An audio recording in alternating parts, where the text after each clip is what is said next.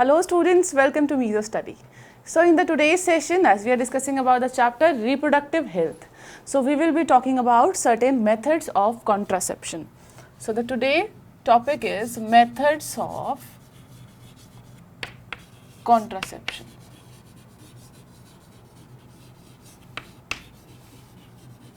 Method of contraception, or they are also called as a birth control methods.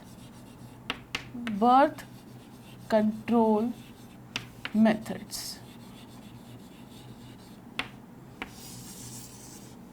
We have already discussed about the general features that should be present in different methods of contraception, and those general features which we have discussed, that they should be reversible, they should not cause infertility,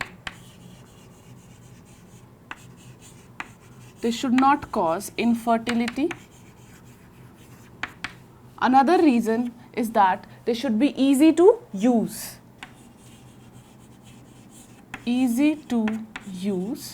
And more precisely, we can say that not only they should prevent the meeting of sperm and ova, and also they should also prevent the STDs. And what are STDs? STDs are sexually transmitted diseases. In the subsequent sessions, I will be discussing in detail of these sexually transmitted disease because it is there in your syllabus. Sexually transmitted diseases. Sexually transmitted diseases. Reversible, not cause infertility, easy to use, should prevent STD, and also they should not affect desire. Should not affect desire. Right? In the previous session also, we have discussed some of the methods of contraception. In those methods of contraception, we have discussed about the natural methods. First of all, I'll draw a table in which the different list of these methods will be given, and we will be discussing about the mechanical because we have already discussed about the natural methods. So let's talk about the different methods. There are different methods of the contraceptions. On a broader basis, we classify them into two groups. First, we have is a natural method. Natural method. Second, we have is a mechanical methods. Mechanical methods. Firstly, the name indicates the natural method. That means no application of certain instruments, no application of any of the devices is used. In this case, we play with the natural cycle. Basically, we play with the menstrual cycle and the ovulation. In the natural method, we have discussed about the three subtypes.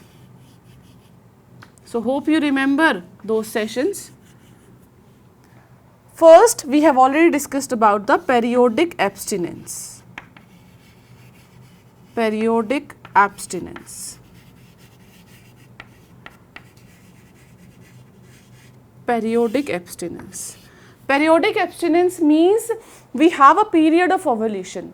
In the menstrual cycle, in the last chapter we have discussed that whole menstrual cycle they last for 28 days. 14th day is that day at which the ovulation occur. And when we take a buffer zone on both the side, it is considered that from 11th to 17th day. Which day? 11th to 17th day. This is a most unsafe period. Most unsafe period. Why it is called as a most unsafe period? That means if any coitus is done in this period, the chances of fertilization is maximum. In some books, this number is written as 10 to 17, right? So that is also the 11 to 17 is also fine, and 10 to 17 is also fine, because this is a time at which ovulation happens. Ovulation happens. Right? So first we have discussed about the periodic abstinence. Now second, let's talk about a lactational amenorrhea. Lactational amenorrhea.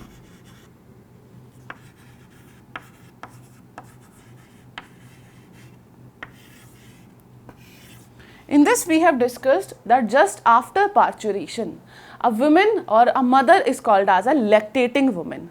That means a lactation is happening in that woman. For some period of time, there is no ovulation in that woman. As there is no ovulation, that means that particular phase is considered as a safest phase.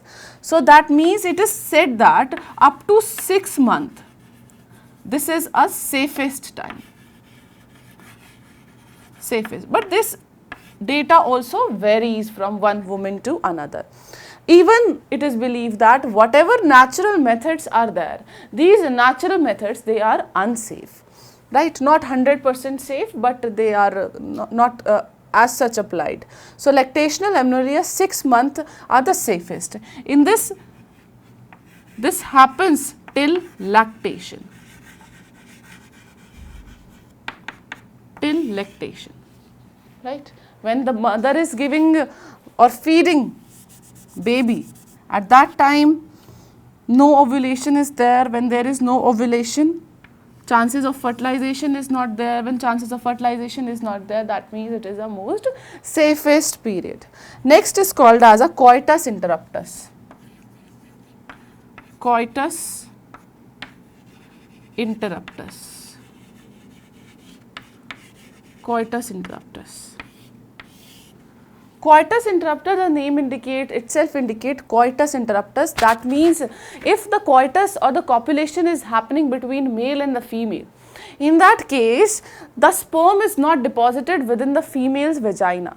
At particular time of release, the semen is deposited outside the woman's body. So that means not to deposit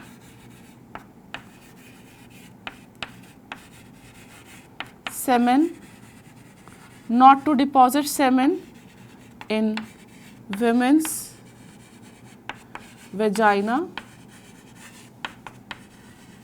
but to release outside during coitus. During coitus, right? And all of these methods, they are not safe methods, right? So we have already discussed about this natural method. So hope the natural methods are clear to you. Now let's talk about a different method that is called as a mechanical methods. In the mechanical methods, so first of all, what are mechanical methods? Mechanical methods are those methods in which the meeting of a sperm and ova is avoided. So meeting of sperm and ova is avoided. And how it is avoided? It is avoided by the use of certain barriers. Avoided by use of barriers. By use of barriers. And what are these barriers? These are mechanical barriers.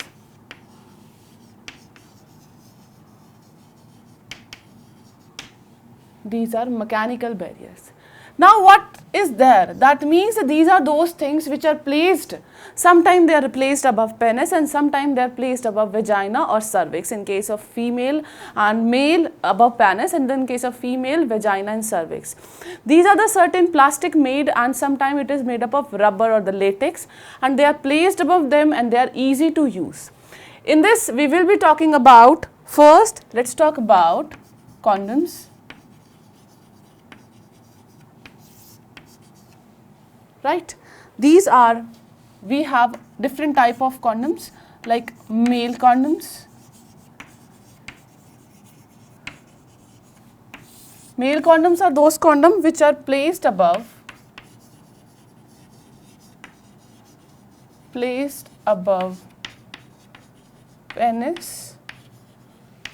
to avoid release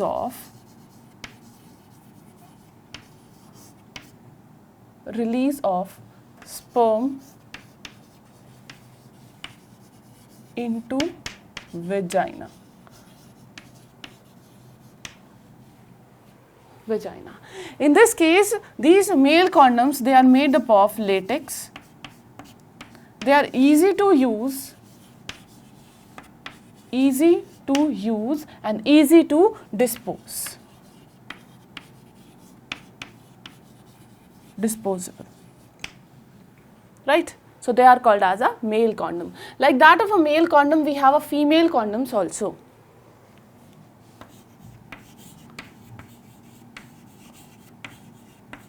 Female condoms also, and these female condoms, they are placed above, so they are placed above cervix. So these all act as a mechanical barrier, so that the two different type of gametes, the male gamete and the female gamete, they should not meet with each other. So they are placed above cervix, right? And they are also called as a fendomes.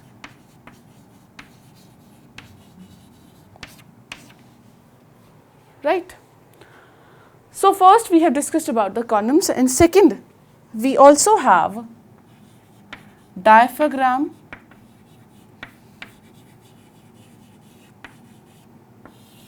vaults and cervical caps.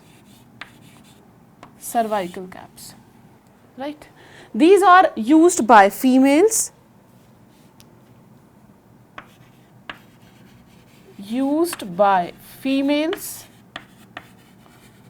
Females made up of rubber,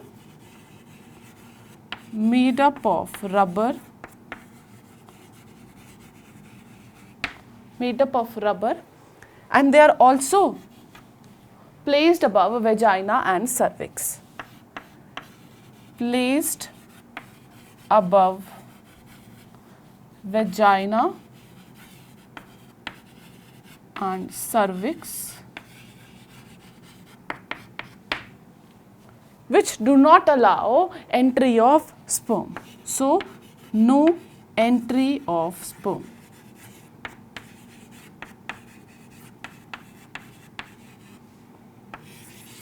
No entry of sperm.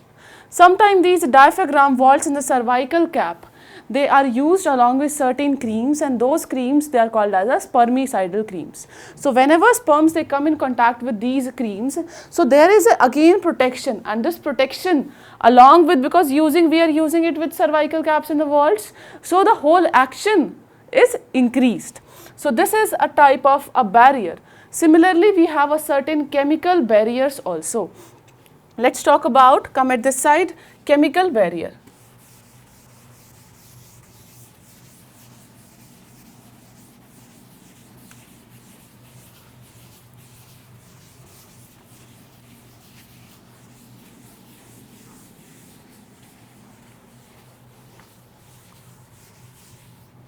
Now, let's talk about chemical barrier.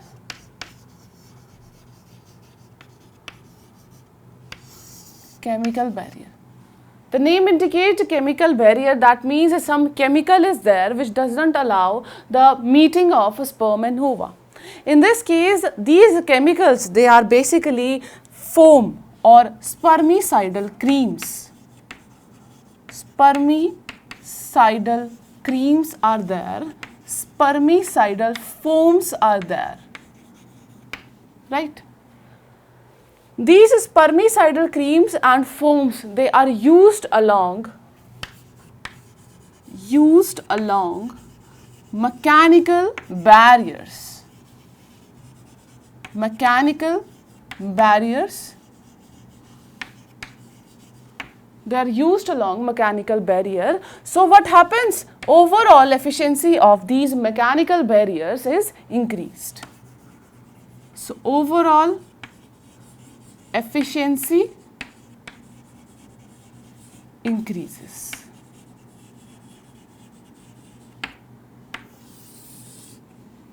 Right? These spermicidal cream, what happens to the sperm? When the sperms, they come in contact with this spermicidal cream, that leads to death of sperm. spermicidal creams lead to death of sperms. So, a woman can use these spermicidal cream along with Volt. So, used along with Volt, cervical cap, vaults, cervical caps and diaphragms.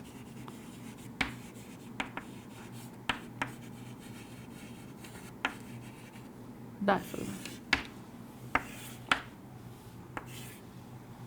Right. So, we have completed the different type of barriers.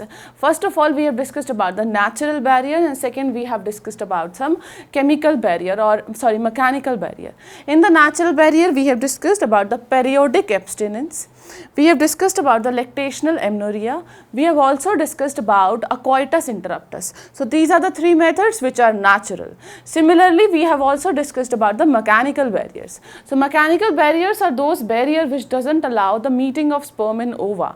In this, a barrier is there between the female reproductive system and the male reproductive system, so that whenever these male gametes they are released, they will not be able to meet with the female gamete. When there is a no meeting, that means there is a no fertilization.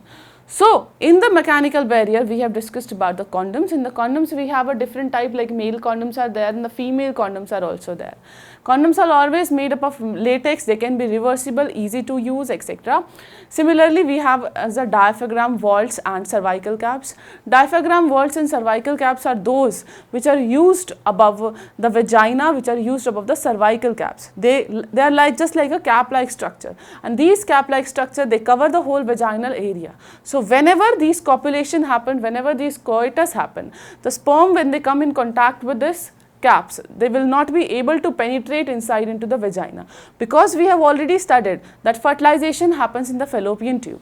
That means from that vagina to the cervix region to the uterus, it has to travel to the fallopian tube, then only the fertilization will happen, right? And these are the certain method by which, or you can say that the birth control methods are there. Not only these, we have certain intrauterine devices also. So, hope this is also we have a chemical barriers. Chemical barriers in this we have is a spermicidal creams placed along with the certain mechanical barriers like diaphragm vaults and the cervical caps. When they are used, the overall efficiency of these are increased, right? Mechanical barriers, they are always preferred because they are easy to use, your own privacy is maintained, right? You can yourself use such type of barriers, and also it prevent the STD, very important. Mechanical barriers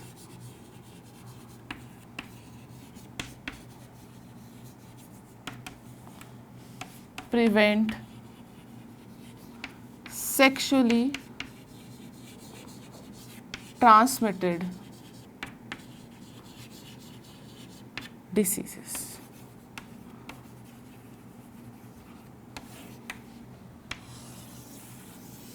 Prevent sexually transmitted disease. Very important.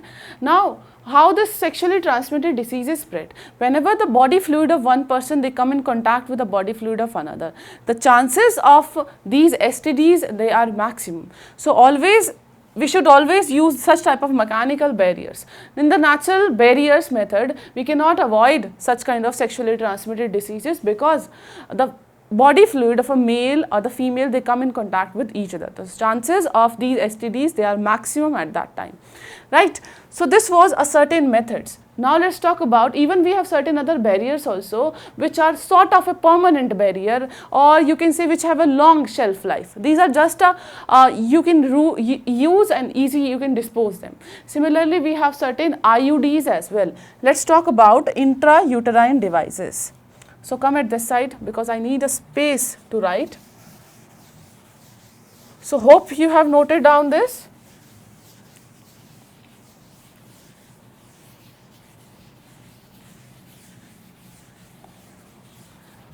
After that, we will be talking about certain pills. we have different type of pills also that do not allow fertilization. We have mini pills, we have combined pills. What is Saheli, that we will discuss, right?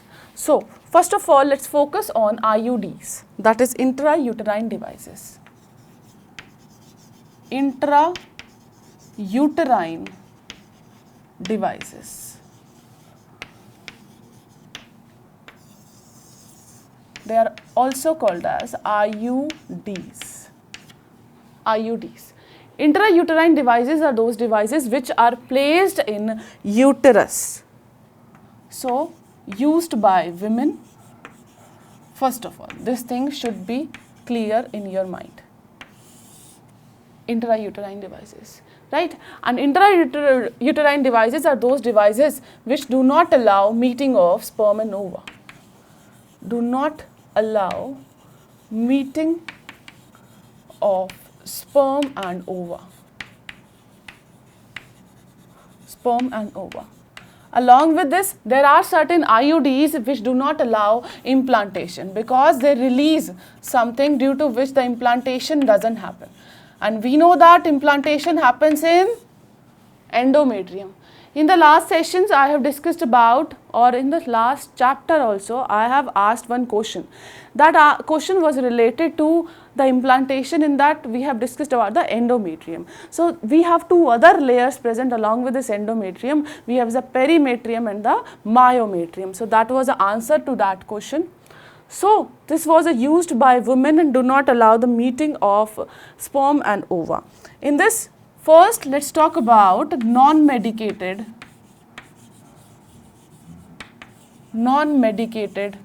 IUDs. Non-medicated intrauterine devices.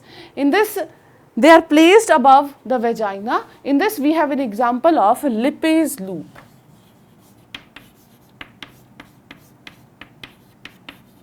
Lippes loop, right?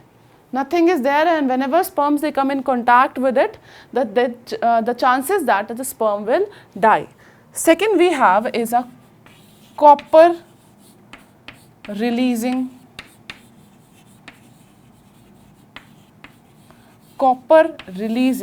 intrauterine devices.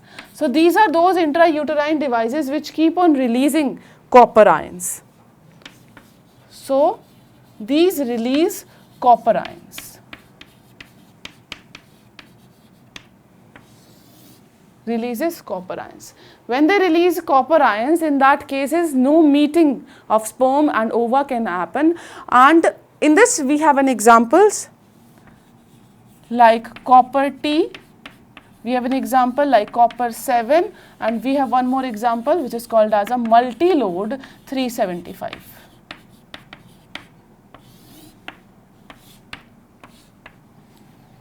Right? Third we have is a third types which is called as, we have done with this, yes, hormone releasing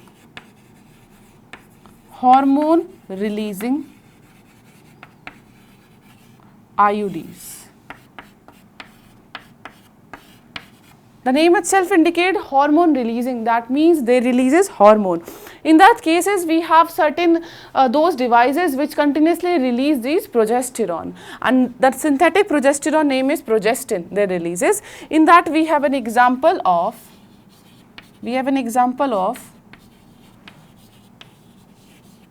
Progestasert and LNG20. These are the two examples which continuously releasing hormone, and which hormone they releases, that is called as a progesterone. That is called as a progesterone. When the progesterone are released, due to which no implantation can happen. No implantation. And even not only implantation, it changes the overall surface area of the endometrium, so that the implantation cannot happen. Even in this case, the ovulation is inhibited. Ovulation is inhibited. Right? So we have discussed about the intrauterine devices. Intrauterine devices are those devices which are mainly used by the women, and these or do not allow meeting of sperm and ova and does not cause the implantation. In this we have discussed about the three different types. First is a non-medicated IUDs. In that case, a simple these IUDs are taken which doesn't allow the meeting. For example, the Lippes loop is an example. Similarly, the copper releasing IUDs are there which releases copper ions, and whenever these copper ions they are released, they causes phagocytosis of sperm.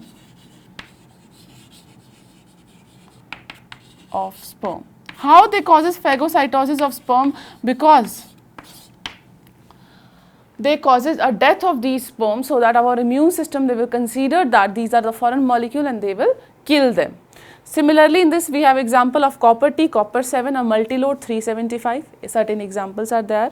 We have a hormone releasing IUDs. Hormone releasing IUDs are just like a pill. In this mainly we coat this IUDs, intrauterine devices, with progesterone. We have a synthetic progesterone which is called as a progestin, which is coated along with the IUDs, and in that we have an example of Progestasert and LNG20. So students, we have discussed about the certain different methods of contraception. First we have a certain permanent methods also. For the permanent methods of the contraception are also there, such as surgical methods are also there. We are left with a certain pills, right? How these pills function, and we have to discuss about the certain implants also. So we are left with the pills and the implants. We are done with the certain natural methods. We have discussed about the mechanical methods, and we have also discussed about the intrauterine devices. So hope all of these three types is clear to you. A clear-cut definition should be clear in your mind. Not only these are important for your CBSE or any of the state board exam, but also such type of questions, such type of topic which is related to your day-to-day life is very important for making or for releasing all those misconceptions or the myths which you have in your mind. These natural methods, sometimes we know about this natural method, but what happens is that these are not 100% safe, right? So I know this is not your age to learn for such kind of things, but still you should have a knowledge regarding all those things, because you are a biology student. You can guide so many people amongst who are near you, right? So quite a basic chapter, quite important also. Not only this will help you in CBSE, but also will building up in your life. So hope the today's session is clear to you. We are left with the two subtopics of this chapter, that is of this topic, that is a barrier. And in that we will be talking about certain pills and certain implants, and we will be talking about the surgical methods, and these all methods I will discuss in the next session. So thank you so much students for watching this. We will meet in next session.